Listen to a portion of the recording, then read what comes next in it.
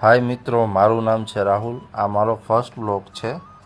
First બ્લોગની શરૂઆત પરિક્રમાથી કરવાની હતી, પણ પરિક્રમા તો વરસાદના હિસાબે આ વખતે કેન્સલ થઈ છે. તો પછી અમે એવો વિચાર કર્યો કે ચાલો તો ત્યાંની સ્ટોલ છે, દુકાનો છે, જ્યાંનું બધું ફરવાનું લોકેશન છે એની વિઝિટ કરીએ. ચાલો તમને બતાવીએ ભવનાથ.